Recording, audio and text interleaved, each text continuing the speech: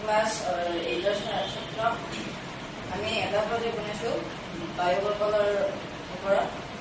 এই প্ৰজেক্টটোৰ মোৰ সৈতে আৰু 4জন মোৰ লগৰীয়া জড়িত। মোৰ নাম ইৰফান আজহাৰ।